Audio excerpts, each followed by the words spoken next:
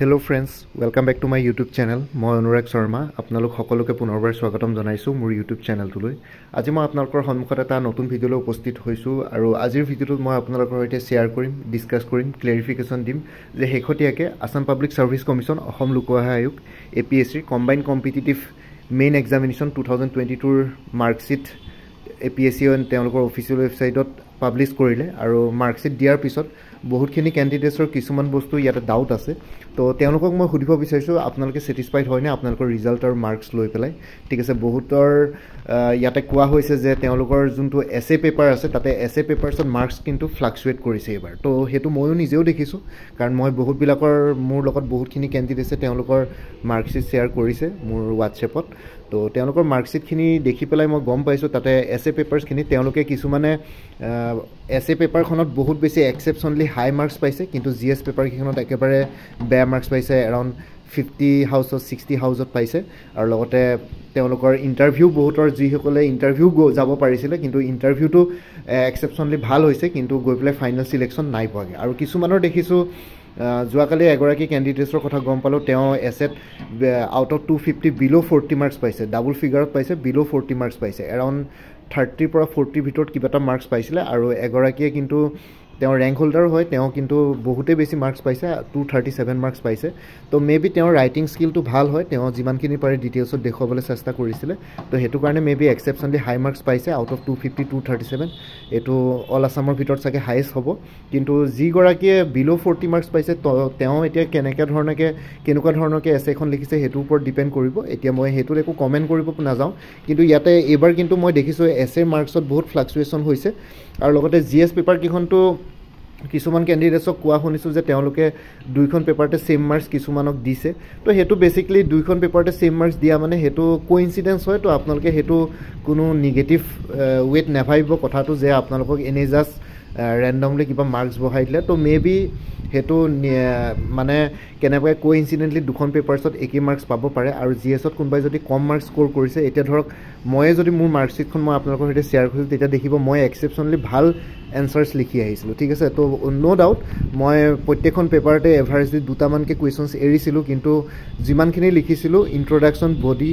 তাৰ পিছত কনক্লুজন আৰু লগতে যিমানখিনি গভৰ্ণমেন্ট স্কিমছ আছে ষ্টেটিষ্টিকেল ডাটা আছে ষ্টেটিক ডাটা আছে সেই গুটেইখিনি মই তাতে শো কৰিছিলো আৰু মই ডায়াগ্ৰামো ইউজ কৰিছিলো এনসাৰ্স বিলাক লিখোতে যেনেকৈ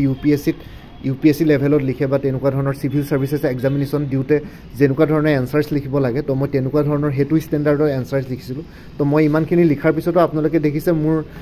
কেবাখনো জিএছৰ গুটেইখন পেপাৰতে এৰাউণ্ড 90 হাউসত মাৰ্কস আছে আৰু লগতে দুখনমানতো তাতকেও কম আছে 80 হাউসত আছে 70 হাউসত আছে ঠিক আছে তো আপোনালোকে দেখিছে এক্সেপশনলি বহুত বেছি ভালকে লিখাৰ পিছতো মই হিমানটো মাৰ্কস স্কোৰ কৰিছো আৰু যিসকলে ধৰক এতিয়া আপোনালোকে মেট্ৰিক দিউতে যেনেকুৱা ষ্টেণ্ডাৰ্ডত এসএ লিখিছিলে বা তাৰ আগতে স্কুল লেভেলত যেনেকুৱা ধৰণৰ এসএ লিখিছিলে বা হাই সেকেন্ডাৰী লেভেলত যেনেকুৱা ধৰণৰকে এসএ লিখিছিলে তেনেকৈ লিখিলে ইয়াতে একচুয়ালি মাৰ্কস নাপায় ইয়াতে আপোনালোকৰ যেটো এটো সিভিল সাৰ্ভিসেছ এক্সামিনেশন বহুতে এক্সেপশনলি ভাল ষ্টেণ্ডাৰ্ডত এসএ লিখিব লাগিব সেইকাৰণে এসএ ৰাইটিংৰ প্ৰেক্টিছটো বহুত বেছি ইম্পৰ্টেন্ট কোনবাই যদি এসএ ৰাইটিংৰ এতিয়াও ভালকে বস্তুটো ধৰিব পৰা নাই তেনে আপোনালোকে ইউপিএসসি ক্যান্ডিডেটছৰ এসএ বিলাক চাব অনলাইন পাই যাব আৰু লগতে এসএৰ বিভিন্ন ধৰণৰ বুকস এভেইলেবল আছে মই মোৰ ভিডিঅ থ্ৰুৱেদি বহুতখিনি বুকসৰ নাম আপোনালোকক হয়তে কমে 101 এসএস বুলি এখন কিতাপ আছে ইউপিএসসিৰ ক্যান্ডিডেটছৰ কাৰণে বা অন্যান্য ষ্টেট সিভিল সাৰ্ভিসেছ এক্সামিনেশনৰ বিলাকৰ কাৰণে তো সেইখন কিতাপ কিনিব পাৰে তাতে এসএটো চাব কেনেকৈ লিখিছে তো সেই তেনেকুৱা পেটাৰ্ণৰ আপোনালোকে অলপ ষ্টেণ্ডাৰ্ড হ'ব লাগিব তেতিয়াহলে মাৰ্কস দিব নহলে ইয়াতে আপোনালোকে এসএত মাৰ্কস পোৱা বহুত বেছি ডিফিকাল্ট হৈ যাব মই এটা বহুত ভালকে লিখি হোৱাৰ পিছতো আউট অফ 250 139 দি থৈছে আৰু যি গৰাকী 237 পাইছে তেওঁ এক্সেপশনলি ভাল লিখিছে কিছুমানে 210 পাইছে 215 পাইছে তেওঁলোকে এক্সেপশনলি ভাল লিখিছে আৰু যিসকলে অসমীয়াত এসএ লিখি আহিছে অসমীয়াত লিখা কিজনেও কিন্তু ভাল মাৰ্কস স্কোৰ কৰিব পাৰিছে ঠিক আছে যিসকলে নিজৰ মাতৃভাষাত লিখিছে অসমীয়াত তেওঁলোকৰ ভাল মাৰ্কস স্কোৰ কৰিব পাৰিছে বহুত কিজন ক্যান্ডিডেটছ অসমীয়াত এসএ লিখাও আছে ভাল মাৰ্কস স্কোৰ কৰিব পাৰিছে আৰু বেছিভাগ ইংলিছ ল্যাঙ্গুৱেজত লিখা এসএৰ ক্যান্ডিডেটছে এক্সেপশনলি ভাল মাৰ্কসে এভাৰেজলি ভাল মাৰ্কসে স্কোৰ কৰিছে নো ডাউট কিন্তু কিছুমানৰ বিলো 40 বা তেনেকুৱা ডাবল ফিগাৰত আহা ক্যান্ডিডেটছ সকলৰ মেবি এসএৰ ষ্টেণ্ডাৰ্ডটো হিমানটো হোৱা নাই যিমানটো সিভিল সাৰ্ভিসেছ এক্সামিনেশনৰ ষ্টেণ্ডাৰ্ড হ'ব লাগে তো আপোনালোকে হেখিনি বস্তু এবাৰ চাব এটো এটা মানে কি বুলি কয় নেগেটিভিটি পইণ্ট অফ ভিউৰ পৰা নাচাব এটো এটা পজিটিভ পইণ্টৰ পৰা চাব যে আপোনালোকে আৰু অলপ কষ্ট কৰিব লাগিব তেনেকুৱা মতে চাব ঠিক আছে ইয়াতে মাৰ্কস ফ্লাকচুৱেট হৈছে আৰু লগতে জিএছ পেপাৰ বিলাকতো বহুতৰ মাৰ্কস মাৰ্কছ ফ্লাকচুৱেট হৈছে কিছুমানৰ ধৰক কিছুমানৰ আকৌ জিএছ পেপাৰত ভাল মাৰ্কছ আহিছে এছেত আকৌ ভাল মাৰ্কছ অহা নাই বা ইণ্টাৰভিউত ভাল মাৰ্কছ অহা নাই বা কিছুমানৰ ইণ্টাৰভিউত এক্সেপশ্যনলি ভাল মাৰ্কছ আহিছে কিন্তু বাকী ছাবজেক্টছ পেপাৰছখিনিত ভাল মাৰ্কছ অহা নাই তো তেনেকুৱা ধৰণৰ মাৰ্কছ ফ্লাকচুৱেশ্যনছ ইয়াতে দেখা পোৱা গৈছে তাৰপিছত নেক্সট ইছ্যুটো হ'ল তো আপোনালোকে এই মাৰ্কশ্বিটখনত চাব নেক্সট ইছ্যুটো হ'ল ইয়াতে মই যোনটো ৰেড কালাৰ আপোনালোকৰ ৰাউণ্ডেড কৰি থৈছোঁ তাতে AB মানে এবচেণ্ট আৰু যোনডাল ডেছ দিয়া আছে সেইটো ইনভেলিড ৰোল নাম্বাৰ কাৰোবাৰ মাৰ্কশ্বিটত এতিয়া ধৰক মাৰ্কশ্বিটখনৰ কোনোবা এখন পেপাৰত কাৰোবাৰ ডেছডাল আহিছে মানে ইনভেলিড ৰোল নাম্বাৰ মানে ইনভেলিড ৰোল নাম্বাৰ মানে আপোনালোকে যোনখন মেইনছৰ এনচাৰ স্ক্ৰিপ্ট আছিলে সেই এনচাৰ স্ক্ৰিপ্টত যিহেতু প্ৰথম পৃষ্ঠাতে আপোনালোকৰ ৰোল নাম্বাৰ লিখিবলগীয়া হৈছিলে সেই ৰোল নাম্বাৰটো আপোনালোকৰ মেবি ভুলকৈ লিখিছে নহয় বা সেই ৰোল নাম্বাৰটো ক্লিয়াৰ হোৱা নাই বা কেনেবাকৈ যিহেতু সেইটো টাইমত গৰম দিন আছিলে আপোনালোকৰ পেইনৰ ইংকটো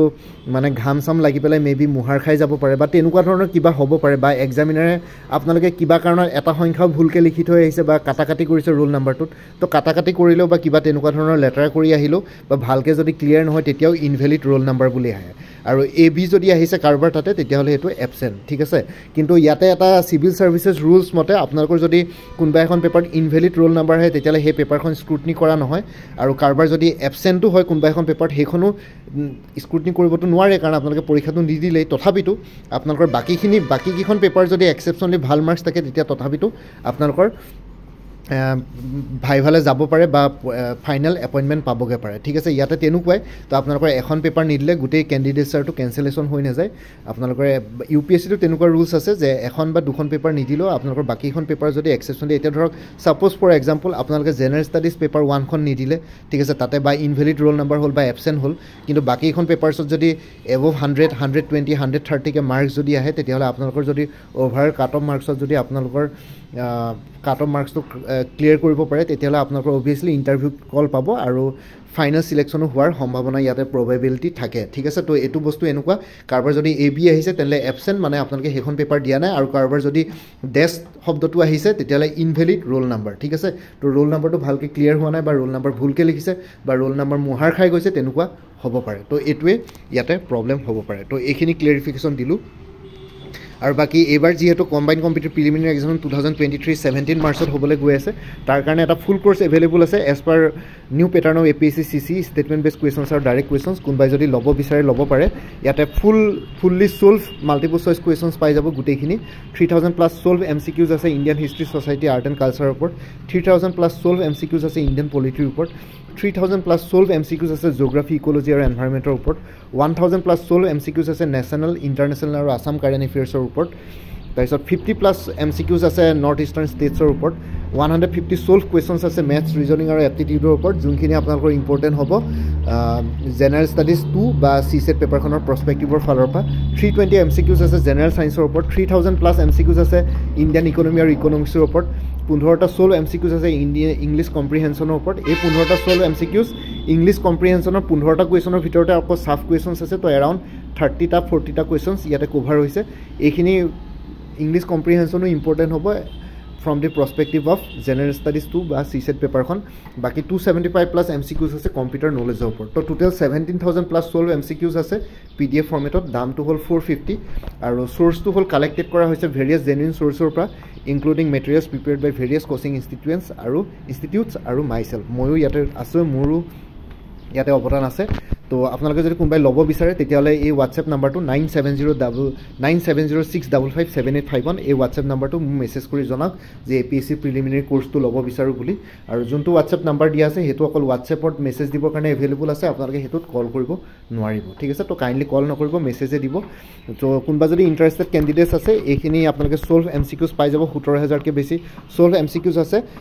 NCERT বুকছ বাকী অন্যান্য চিভিল ছাৰ্ভিচেছ মেটেৰিয়েলছৰ পৰা লোৱা হৈছে ছল্ভ কুৱেশ্যনছো আছে বহুখিনি প্ৰিভিয়াছ ইয়েৰৰ তো সেইখিনি গোটেইখিনি আপোনালোকে প্ৰেক্টিছ কৰি যাব কাৰোবাৰ হাতত যদি সময় নাই তেতিয়াহ'লে আপোনালোকে এইখিনি প্ৰেক্টিছ কৰি যাওক 17,000 MCQs থৰলি যদি প্ৰেক্টিছ কৰি যায় তেতিয়াহ'লে 100% কমন পৰা চান্সেছ ইয়াতে বহুত বেছি আছে তো কোনোবা যদি ইণ্টাৰেষ্টেড কেণ্ডিডেটছ আছে আৰু এবাৰ কৰিছোঁ 9706557851 এই হোৱাটছএপ নাম্বাৰটোত মোক মেছেজ কৰি জনাওক আৰু লগতে অকল APSC প্ৰিলিমিনাৰী নহয় APSC child development project officer Assam cooperative apex বেংকৰ এছিষ্টেণ্ট তাৰপিছত উইমেন এণ্ড চাইল্ড ডেভেলপমেণ্টৰ যোনটো ষ্টেটিষ্টিকেল এছিষ্টেণ্ট আৰু লগতে আছাম ডাইৰেক্ট ৰিক্ৰুইটমেণ্ট 2023 এই গোটেইকেইটাৰে ষ্টাডি মেটেৰিয়েলছৰ পেকেজেছ এভেইলেবল আছে আপোনালোকে এই হোৱাটছএপ নাম্বাৰটোত মোক মেছেজ কৰি জনাওক আপোনালোকে কোনটো কোৰ্চ ল'ব বিচাৰে সেইটো মতে আপোনালোকক মই পে'মেণ্টৰ লিংক দি দিম পে'মেণ্ট কৰাৰ পিছত গোটেইখিনি ষ্টাডি মেটেৰিয়েলছ নিজৰ হোৱাটছএপত উইদিন এ মিনিট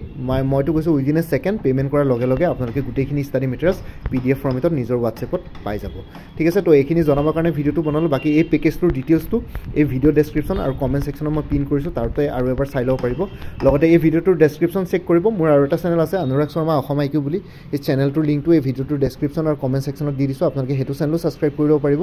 যাতে ভৱিষ্যতলৈ এনেকুৱা ধৰণৰ কম্পিটিটিভ এক্সামছবিলাক দিয়াৰ ক্ষেত্ৰত আৰু এক্সট্ৰা গাইডেঞ্চ পাই যায় কাৰণ তাতো APSCৰ related videos Assam direct recruitment আৰু অন্যান্য তেনেকুৱা এক্সামবিলাকৰ ভিডিঅ'ছ দিয়া ষ্টাৰ্ট কৰি দিলোঁ আৰু লগতে APSC CC 2023-24 Assam civil service Assam police service APSC allied service বুলি সকলো ধৰণৰ প্লেলিষ্টৰ লিংক এই ভিডিঅ'টোৰ ডেছক্ৰিপশ্যনত পাই যাব সেই প্লেলিষ্টসমূহত আপোনালোকে